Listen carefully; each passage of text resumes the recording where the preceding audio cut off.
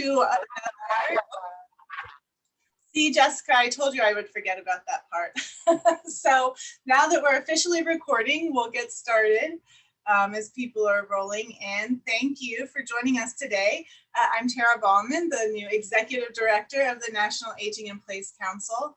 I see some new faces, some new names out there. So if this is your first time joining us, thank you, welcome. We are a nonprofit trade association that focuses on connecting professionals and communities to champion aging in place. And we do that through education. And one of our educational platforms today is this new professional development series we're doing. And today is a speaker that I think is my personal favorite because it's also my mother, ta-da, Swanee Gauman, who is a published author and has had a publishing company for many years. She is retired now, so everyone please don't send her your books if you're watching this. But she is going to share some tips with you all about how to create the stories of your life. So if you don't have a pen and paper handy, please go grab some. She's going to ask you just to write down things as she's talking, ideas or stories that come into your head. So without any further ado, I introduce you to my mom, Swanee Gauman. Hi, thank you, Tara. And if you'd like to interrupt her, please feel Yes. free to unmute yourself and ask questions, or I'm going to log into the other computer and put your questions in the chat box and we'll make sure that they're answered. So sorry, go ahead. This is going to be a very casual presentation. We're just going to chat with one another. As Tara said, I have been in the publishing business and have done a lot of writing, have worked with people who are also doing their writing. And over the years, we have published many books that are memoirs. And the wonderful thing about that is it's such a great gift for your family, but not just for them, for you too. We did one for Tara's dad, who passed away 11 years ago now. And we included pictures as well as documents, whatever you want in there. Now, this is a perfect bound book. You don't have to go to that elaborate a measure. People in your family will treasure whatever you put together. And I also did one of myself for the kids and the grandkids, because once I'm gone, then all those memories go with me. So you can do that also. So today's presentation is called The Story of Your Life, Creating a Legacy.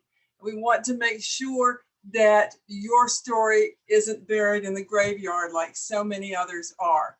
We want you to get it out there. And it's a lot of fun to do it too. So where do you start? That's the big question everybody asking. And a lot of people say, well, I'm not a professional writer. You don't have to be.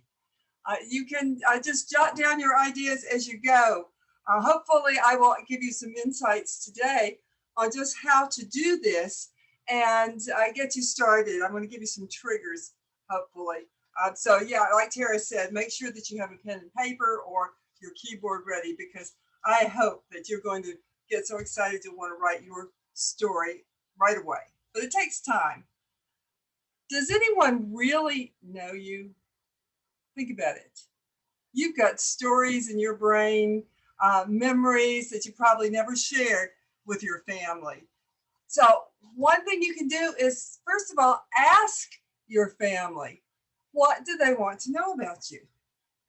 And have them come up with questions about your life. Then make a mental picture of what you've gone through. Jot down your ideas. Think of it as a movie. We've all seen movies of different times in history. Think of yours. You are a walking history book. Some of us have more chapters than others, but we're all filled with ideas. You want to talk to people about the stories that you've already shared. Remember those stories your parents or your grandparents shared with you? But there's lots of gaps in there. We don't want those gaps. We want you to have a smooth story for these people to remember you by. And what is ordinary to you may be totally significant to your family. Just for an example, I lived through the end of Vietnam. Actually, I was around earlier than that, but or the astronauts walking on the moon. I mean, I experienced that, and I want to share that excitement, that fear. Sitting in front of the TV, waiting to find out were there little moon men when the astronauts landed. These sort of things. How about memory lane? Let's go to that one next. Your memory lane is linked with many avenues. Things that books don't necessarily record. Like I said, the astronauts walking on the moon, how I felt about it. Emotions are important too. Everyone wants to feel that when you read a book that really catches your interest, it's not just words, it's the emotions, it's the sensory. Like when you went to grandma's house at Christmas or the holidays and you smelled the house. Houses have different aromas. And you can remember those too. Photos help you to jog your memory. Pull out those family photos, look at them, talk with your family about them, or just look at them and what memories do they conjure for you. You can even do this. Some of us have done creative memory books where you have pictures and you put little writings in front of them, but this time you want to write more in detail. You want to put all those things that you can remember about that picture. I have pictures at home, boxes that were my parents, and they've been gone for many years, and they don't mean anything to me because we didn't sit down and talk about them. So that's an important thing too. How about those stories that your parents told you or your grandparents told you? There again, remember I said there's many gaps. Don't leave any gaps if you can help it. And then there are family reunions. Get those stories down. Talk about the past. Ask questions of your relatives. What do they remember about you? Some things you've probably forgotten. Class reunions, another great place to jot down ideas and share. And some of you may have kept diaries or journals along the way. Pull those out. Look at them. They will cause you to remember things that you might have forgotten too. And then there are letters. You have letters from your parents, from friends. Pull those out. I'll give you an example. I pulled out a box from my grandfather, who was born in 1898. And I was reading through some of his letters, which I had never really cared about before, but he was talking about going to a great gathering in North Carolina. It was a pastor, an evangelist had come to town, and he had to stand way in the back, but he was so excited because it was Billy Sunday. And I thought, oh my goodness, my grandfather actually met Billy Sunday. Or my great grandmother told me a story that I so much wish I had asked her questions. But she lived in South Carolina, and gosh, I can't even remember what year she was born. But she told me about, as a little girl, she went to the train station with her parents, and they saw Abraham Lincoln. Awesome stories that people have. Another trigger would be to listen to music. The oldies that some of us experience, they will trigger, where were you? Isn't music something that stirs your memory? Where were you? When did you actually remember that song? Or watch movies about the time in which you grew up. I think of Grease or Back to the Future for myself. That will trigger memories. What about popular clothes? And I see some young people who are not going to have any idea of what I'm saying now.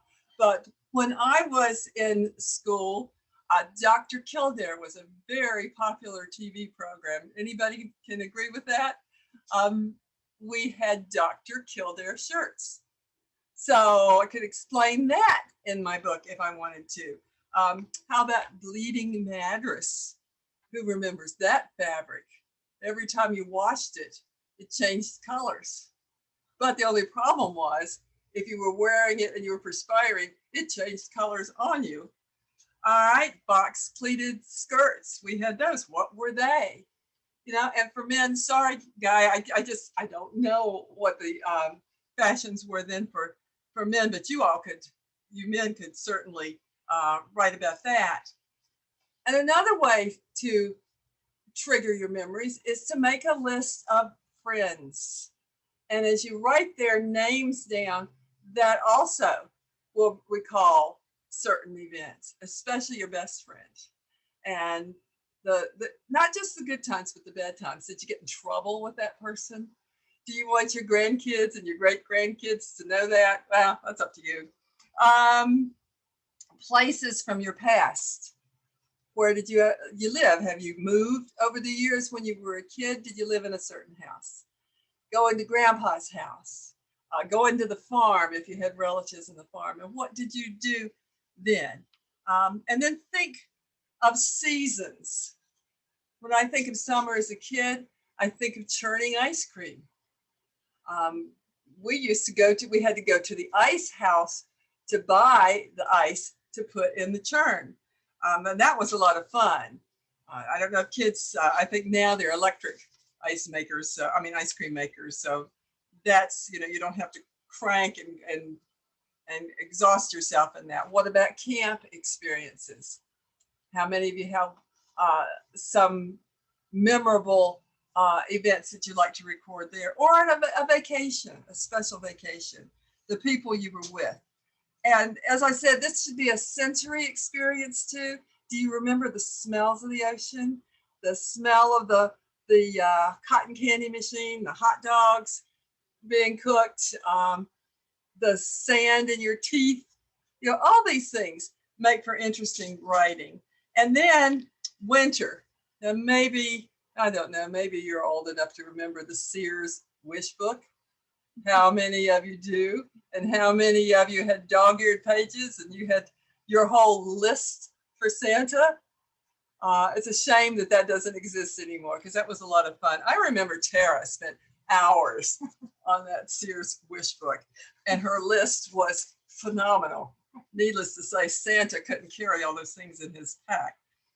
All right, then there are firsts. Your first car, your first love, and that might have been in kindergarten, your first job. And be descriptive about this. What did you like about it? What didn't you like about it? How did you feel, about that car? I'm sure you were just over the moon about that one. How about the first job and maybe the fear that you felt? And it might help your relatives too, the ones coming along, your grandkids, your great grandkids, whatever, who's going to read this, to know, hey, I'm not alone in this. Somebody else in the family has experienced this also. And then just common things for when you were growing up. The kids today don't know about the milkman coming to the house and the milk box and having that delivered to you in the morning, and the eggs and the cheese. Or what about the vegetable vendor who used to drive his truck down the street and you would buy right off the truck? Another thing, I remember the wringer washer, and that would be down in our basement. We didn't have a laundry room when I was growing up, but that was in the basement, and it was always fun to go down there, except for the coal bin, where they dump the coal, and kids today were like, what are you talking about? These are sort of things. And are you writing down things that you recall now? Oh, good. So, okay, it's fun. How about the neighborhood grocery store? And I'm not talking about Winn-Dixie or Publix or Albertsons here. I'm talking about the guy on the corner who was your neighbor. And you went to the store, us old folks did. Anyhow, you went to the store, mom would send you, and you wouldn't take money with you because they had little books that they kept on each person. And then mom would go at the end of the week and pay the bill. Anybody remember that? And then prices, how prices have changed, haven't they? Gosh, out here, I am just astounded at the price of gasoline in California. $4, Tara? Is it? $4.59. And my son was here from San Francisco the other day, and he said $6 there. And we think in Georgia that $2.59 is high. I guess we shouldn't complain. But when I had my first job as a teacher, I was paying 29 cents a gallon. You know, so that was unheard of. Of course, I could buy steak for the same price, 29 cents a pound. Price of a car back then. Your first car, what did it cost you? How about your first house? Our first house was like $23,000. You know, it's just crazy. What did the soda cost you back then? You know, way back when we got them, they were, you know, 5 cents, 10 cents, and so was a candy bar. Ice cream at school. You remember recess at school? Those we had 5-cent candy bars, but then if you wanted the vanilla with the chocolate coating, that was a whole 10 cents. All right, and I mentioned you know, significant events too that you experienced personally. I can see some of you probably only have experienced 9/11, but you know, just the feelings that we had, the fear in this country, how everything stopped. You know, someone who was born, say in 2010, didn't have that experience. I mean, they see it on the news, but it's not the same thing as what we lived through. And also for us older folks, we remember the assassination of John Kennedy and how we felt, how the nation felt. Record those things. So, all right, at this point, any questions? All right, then we'll go on. And I hope you have just a bunch of things that you're writing down now. And it would be fun to maybe at the end share some of those things too. Okay, so I don't want you to be overwhelmed by all this information. You don't do all this in one sitting.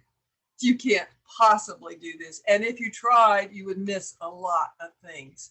So I would suggest that, first of all, you don't rush to write. You have these interviews with family. You know, you talk to friends, you pull out those pictures, and this is going to take a while. You know, maybe pick 2 or 3 pictures a day to go through them. And then keep your pen and paper or your tablet nearby.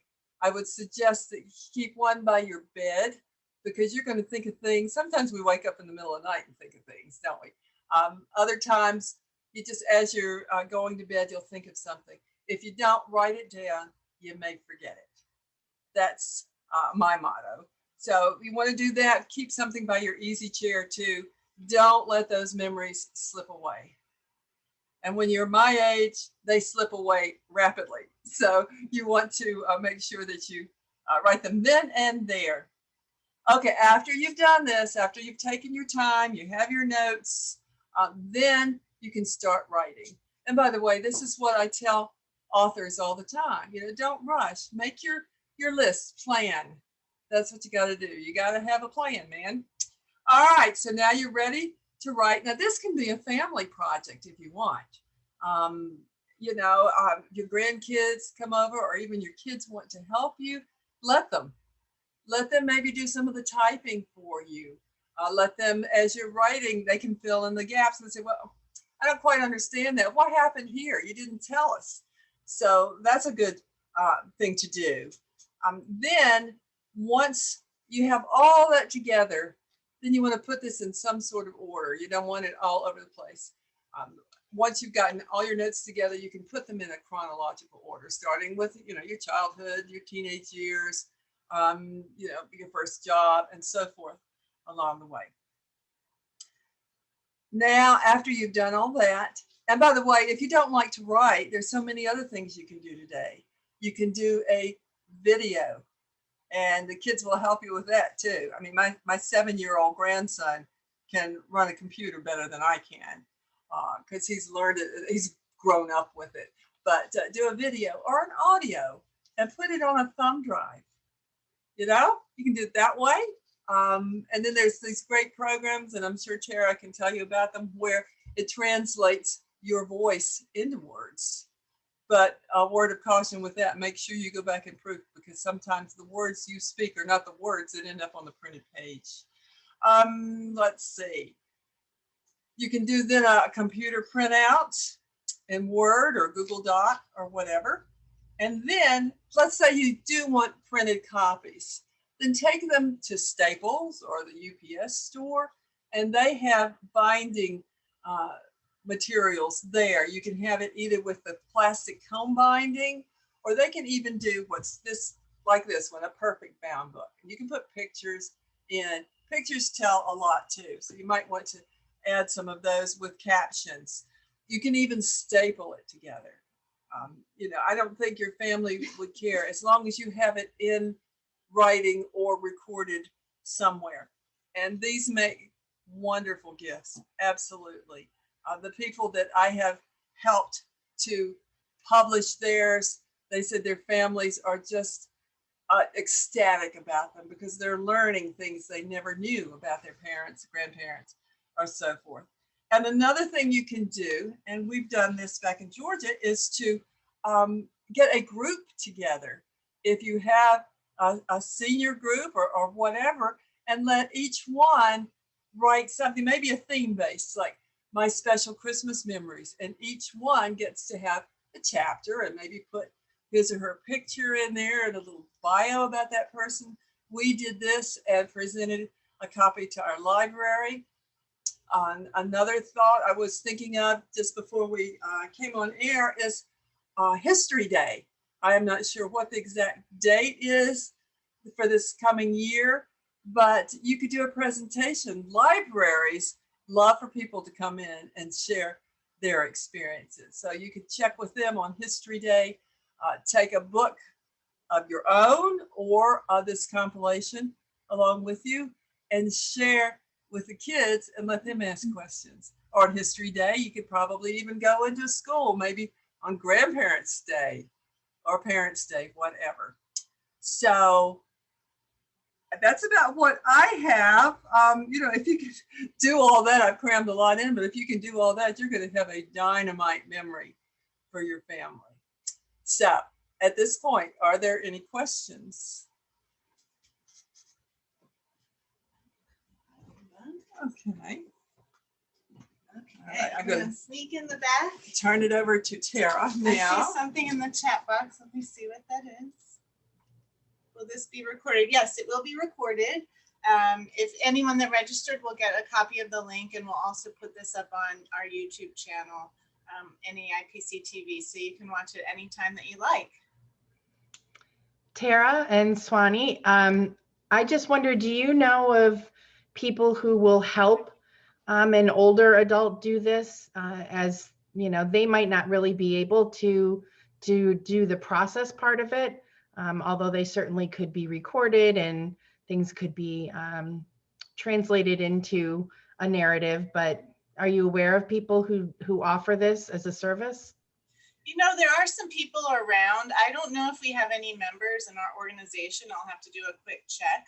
But I know when I was Googling just the topic, there are some organizations that are specific to helping seniors create their legacy books. So maybe before we send out before Jessica sends the link out, I can do a little research and include that information in the email as well for you. Thank you. Welcome. I have a couple of comments, if I may. So, can you hear me okay? Yes. Hi. So, in regard to the last question, I'm sure if you go to Fiverr.com or any of those type of sites, you can find a writer or a ghostwriter for, you know, nominal at nominal cost. But I wanted to quickly share something that I thought was really, really interesting.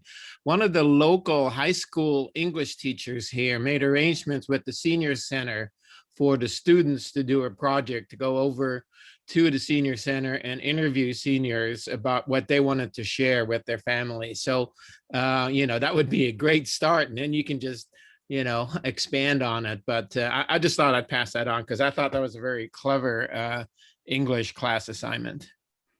It certainly is. And, they could get their credit while they're writing too. Yeah, that's true. You're talking to an English teacher too, by the way. Former. So former English teacher. So thank you. Any other questions before we wrap up today?